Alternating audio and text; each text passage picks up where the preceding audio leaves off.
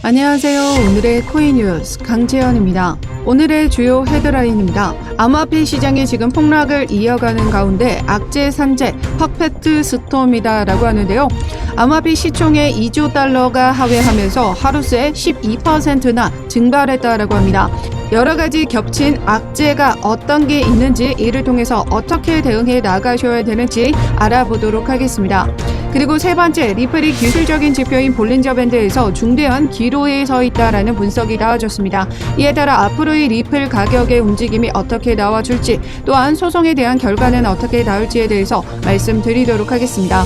영상 시청하기 전에 제 영상을 시청하는 모든 분들의 수익을 기원하며 여러분들 수익에 도움이 되는 정보와 자료 전달에 힘을 쓰고 있습니다. 그동안 리플 관련된 자료나 실시간 매매 대응, 단기로 수익 볼 수 있는 종목 추천까지 같이 도와드리고 있으니까요. 제가 운영하고 있는 코인 정보방을 통해서 무료로 받아보실 수 있습니다. 하단 더보기 클릭하시면 모바일 전용 링크와 PC 전용 링크가 각각 준비되어 있는데요. 모바일로 시청하고 계시는 분들은 첫 번째 모바일 전용 링크를 클릭해 주시면 되시고, PC로 시청하고 계시는 분들은 두 번째 PC 전용 링크를 클릭해 주시면 되십니다. 그럼 본격적으로 영상 시작하기 전에 구독과 좋아요는 영상 제작에 많은 힘이 되고 있으니까요. 좋아요 버튼이라도 꼭 한 번씩만 눌러주시면 감사하겠습니다. 그럼 첫 번째 헤드라인, 오늘 오전 속보입니다. 시장이 대폭락이 이어지는 가운데 비트코인에 다시 8천만 원대를 이탈했습니다. 암호화폐 투자 겸 디파이 애널리스트 마일스 도일처는 현재 암호화폐 시장의 폭락세를 보이는 이유로 여러 가지 이유를 들었는데요. 첫 번째, 도널드 트럼프 전 대통령의 당선 가능성 감소, 친암호화폐적인 발언을 이어갔던 이 트럼프에 대한 당선 소식이 지금 줄어들음에 따라 시장의 영향을 받아주고 있다라고 보고 있는 건데요.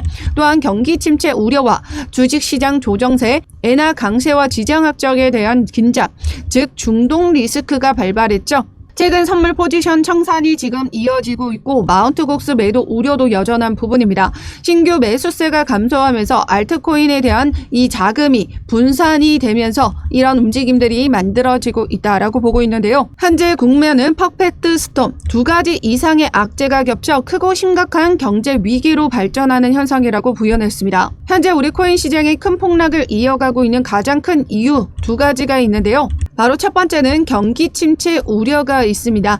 미 경기 침체 우려가 투매로 이어지면서 지금 폭락이 이어지고 있는 모습인데요.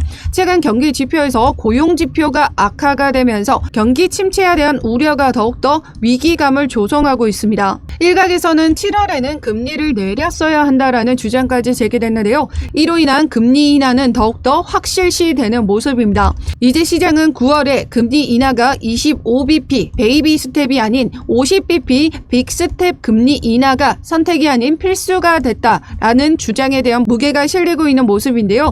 그만큼 시장의 경기 침체가 더 빨리 진행되기 때문에 빅스텝 인하가 이제 선택이 아닌 필수로 바라보고 있는 시장의 모습입니다. 시장은 경기 침체 우려로 이러한 투매 현상이 이어지고 있는 모습이긴 하지만 이러한 기회일수록 우리는 저점 매수 기회로 보셔야 된다라는 거고, 최근 코인 시장의 거래 대금이 현저히 많이 줄어들었던 이유가 뭔가요? 바로 고금리에 대한 영향과 미 증시가 사상 최고치를 경신하면서 코인 시장의 자금이 이 미 증시로 이동했던 부분이 있었습니다. 그런데 미 증시의 우려가 지속이 된다면 그 자금들은 바로 어디로 흘러가게 될까요? 바로 우리 코인 시장으로 들어올 수밖에 없다라는 겁니다. 지난 미국 내에서 뱅크런 사태가 이어지면서 안전자산으로 비트코인이 지금 주목을 받았던 부분들 기억을 하실 겁니다. 현재 미 증시와 코인 시장의 디커플링 현상, 반대되는 현상은 지속적으로 나타나고 있는 부분이고요. 미 증시의 폭락은 이제 곧 코인 시장의 반등, 상승장이 시작될 수 있음을 의미합니다. 지난 독일 정부가 비트코인 매도 물량 약 5천 개의 비트코인을 매도했던 부분들을 기억하실 건데요. 이때도 폭락이 만들어졌었죠. 그때 우리 비트코인이 어땠나요? 바로 여기 7,700만 원까지 내려와 줬었던 부분들. 하지만 다시금 상승장이 만들어졌죠. 여기 보시면 전량 매도 후 비트코인이 13%나 다시 상승력을 보여줬다라는 겁니다. 그렇다라는 건 이 많은 물량을 받아가는 세력들이 있었다라는 걸 의미하는 거고, 지난 마운트 국스발 매도 압력에서도 말씀드렸듯이 이러한 저점 매수 기회가 만들어질 때마다 기관과 기업, 세력들은 이를 놓치지 않고 저점 매수를 계속해서 이어가고 있다라는 거죠.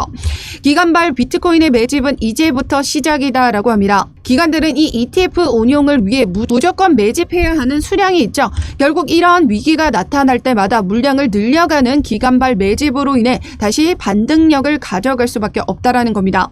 그렇다라는 건 지금 현재 비트코인 또다시 7,700만 원을 지금 찍고 내려와 주는 부분에서 어떤 움직임이 만들어진다? 저가 매수세가 다시금 들어오면서 상승장이 만들어질 수 있다라는 걸 의미하는 거고, 지금 현재 시장이 같이 영향을 받아주면서 하방 압력을 받아줄 때가 절호의 매수 기회일 수 있다라는 거죠. 그리고 또 한 가지 악재, 바로 중동 리스크입니다. 오늘 새벽 속보를 통해서 이란과 이스라엘 전쟁이 오늘 전면전으로 돌입할 수 있다라는 우려가 시장의 공포감으로 다가오면서 폭락을 이어가고 있다라는 거죠.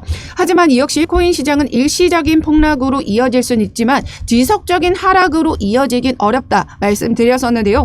지난 러시아와 우크라이나 전쟁 당시에도 전쟁 발발할 당시에는 비트코인도 같이 급락세를 보여주긴 했지만 다시 어떤 움직임을 만들어냈죠? 다시 상승 흐름을 보여줬습니다. 왜냐하면 이 루블화의 가치가 폭락했고, 루블화는 러시아의 화폐죠. 그로 인한 코인 매수가 급등을 했다라는 겁니다.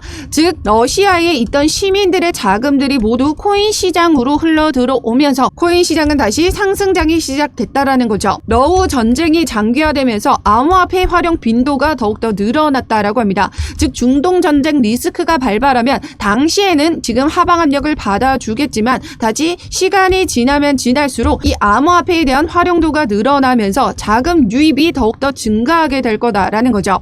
즉 전체적인 움직임을 보실 때 금리 인하, 빅스텝까지 지금 진행이 되면서 자금 유동성이 더 증가하게 될 거고요. 중동 전쟁 리스크로 인한 또 자금 유입 또한 증가하게 된다면 시장은 결국 다시 좋아질 수밖에 없다라는 겁니다. 즉 현재 외부적인 악재로 작용하고 있는 이 모든 일들은 절호의 매수 기회로 보셔야 된다라는 거고, 이런 악재가 터지면서 폭락이 만들어지기 전에 우리는 선대응을 해 나갔어야 된다라는 거죠.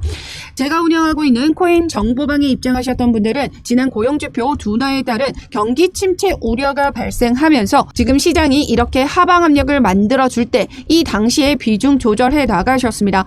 이때가 언제였나요? 바로 우리 리플도 똑같이 같이 하락 흐름을 만들어내줄 때 해당 여기 라인 단가에서 비중 조절해 나가셨고, 다시금 이 저점에서 추가 매수 기회를 지금 엿보고 있다라는 겁니다. 무조건 물량을 가지고만 계신다고 해서 능사는 아니고요. 그때마다 시장의 움직임에 따라 대처를 해 나가셔야 여러분들의 소중한 자산을 지키고 또한 늘려가실 수 있다라는 겁니다. 결국 시장은 다시의 반등의 움직임을 보여줄 수밖에 없는데요. 그렇다고 섣불리 신규 매수, 추가 매수 들어가지 마시고 해당 실시간 차트 분석을 통해서 어느 라인의 지지를 만들어주고 있는지 해당 라인을 이탈하는 신호가 만들어진다면 그 저점에서의 매수 기회 놓치지 않고 타이밍 맞춰서 비중가, 매수가, 매도가 모두 잡아드리고 있습니다. 제가 운영하고 있는 코인 정보방을 통해서 무료로 받아보실 수 있는데요. 하단 더보기 클릭하시면 모바일 전용 링크와 PC 전용 링크가 각각 준비되어 있는데요.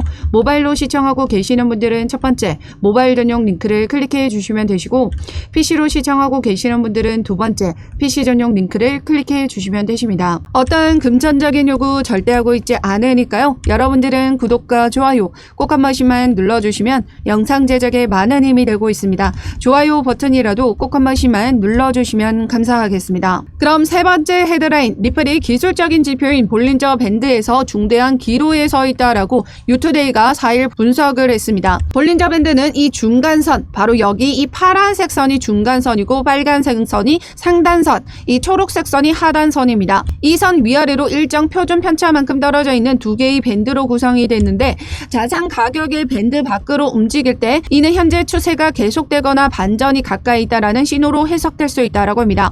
즉 지금 현재 이 상단의 움직임일 때는 상승 추세가, 하단으로 이어질 때는 하락 추세가 이어진다라는 말이 되는 건데요. 현재 움직임에서 지금 중단을 이탈하는 움직임이 만들어지고 있다라는 거고, 지금 현재 우리 리플 주봉 차트로 보셨을 때 볼린저 밴드 중단을 지금 이탈하는 움직임을 만들어주고 있습니다.